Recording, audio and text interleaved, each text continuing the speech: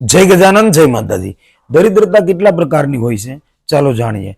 જાણતા પહેલા કમેન્ટની અંદર જય માતાજી જરૂરથી લખી દેજો। આ વિડીયોને શેર કરવાનું ભૂલતા નહીં।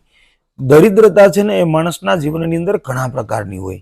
કોઈ માણસ બોલે જ નહીં, ગમે એટલી વાત થાય, ગમે એટલા બધા દાંત કાઢતા હોય, પણ એનો એકલો ગુમસુમ બેઠો હોય એટલે સમજી લેવાનું કે આ ભાઈ વાણીથી દરિદ્ર છે, એ બોલશે નહીં।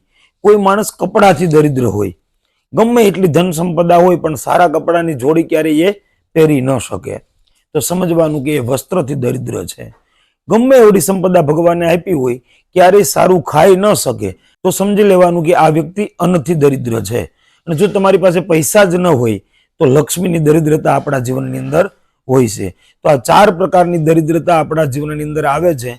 એમાં આપણા ઘરની અંદર કયા વ્યક્તિના જીવનમાં કયા પ્રકારની દરિદ્રતા છે એ આપણે જોવું જોઈએ, અને એ દરિદ્રતામાંથી એને બહાર કાઢવાનો આપણે પ્રયાસ કરવો જોઈએ। બહાર કાઢવા માટે શુક્રની ઉપાસના કરવી જોઈએ। શુક્રને બળવાન કરવા માટે તમારે ઓમ રીમ શુક્રાય નમઃ આ મંત્રના જપ કરવા જોઈએ। આ મંત્રના તમારે યથાશક્તિ મંત્ર જાપ જરૂરથી કરવા જોઈએ। જય ગજાનન, જય માતાજી।